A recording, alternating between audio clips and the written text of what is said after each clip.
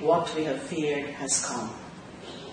My arrest is an appalling sign of the return of a power-hungry, morally bankrupt, and abusive government. As we expected, the Department of Justice filed criminal cases against me based on manufactured stories accusing me of involvement in the drug trade.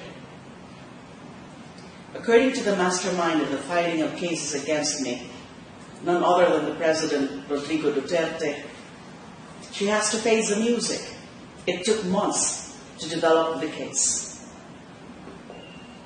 They really have such nerve, all of them. Of course, it would take you this long to manufacture lies against me. There must be so much fentanyl in Mr. Duterte's brain for him to have the gall to boast of the testimonies of their witnesses who are convicted drug lords and whose statements contradict each other. Liars, hypocrites.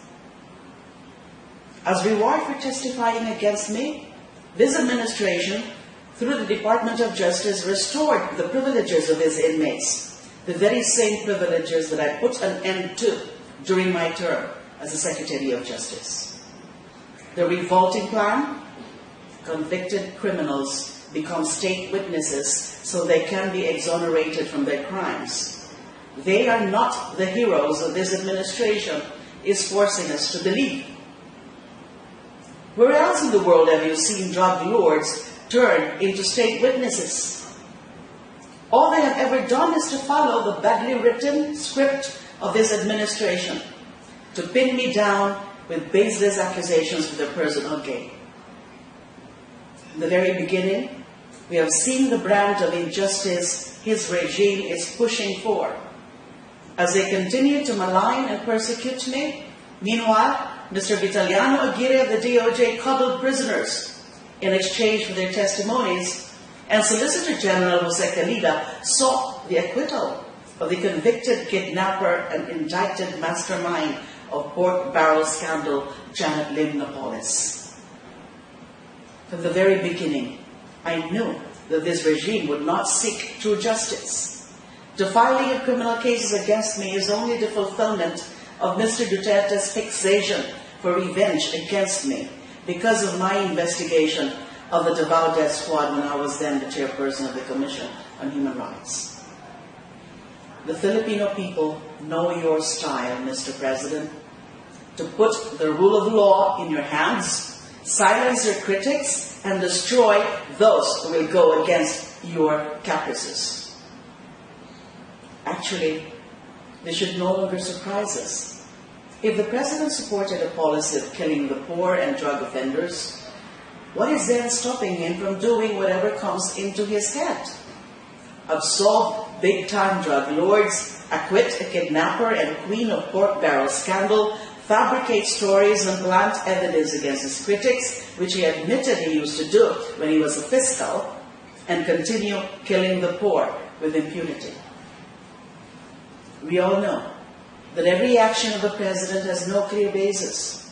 He does it on a whim, not because it is right or wrong, but because he can do it and we are letting him. This is impunity.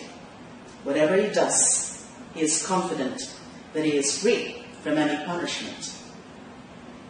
This all started when he discovered as mayor of Davao City that he could kill people without accountability.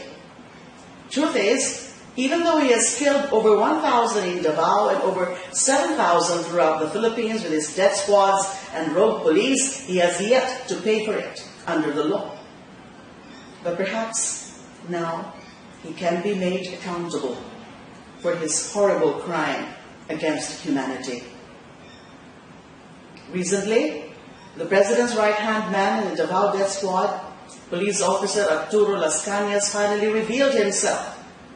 Just like his former comrade, Edgar Matobato, he too made a public confession about the killings they carried out in Davao City upon the orders of President Duterte himself.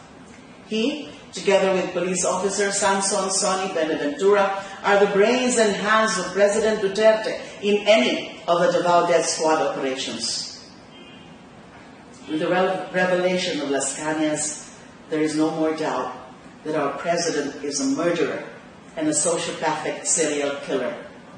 This is also the reason why we are experiencing all the madness in government under this regime that is being led by the #1 criminal in the entire Philippines, if not in the whole world, none other than President Rodrigo Roa Duterte.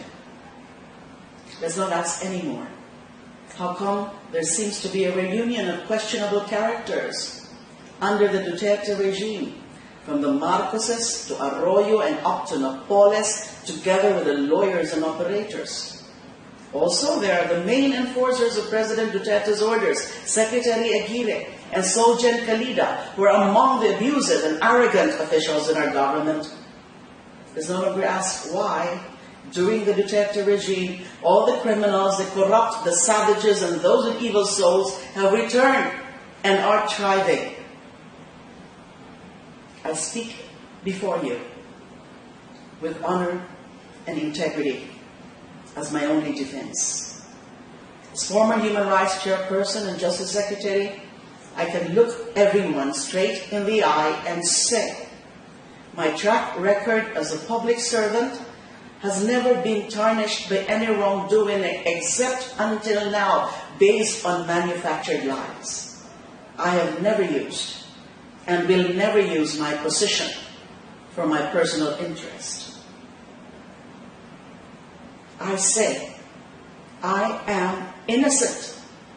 I have never betrayed, and I will never betray the trust of my country and the Filipino people.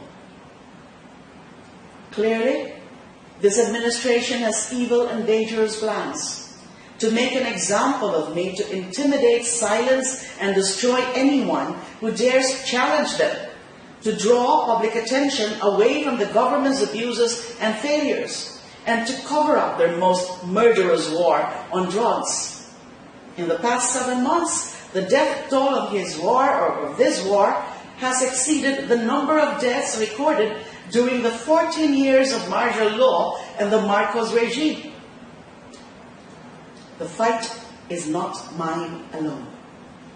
This fight is our fight for the victims of government's failed war on drugs, especially for 7-year-old Sanino Butucan of Cebu, 5-year-olds Danica May Garcia of Pangasinan and Francisco Manosca of Pasay City, and 4-year-old Althea Fem Barbon of Negros Oriental.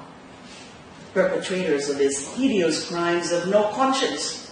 Even worse than them are those in power who allow this to happen. From all this violence, killings, and crooked governance of the Duterte regime, clearly, I am not the public enemy #1 here, but this regime who has no respect for basic human rights, especially the right to life.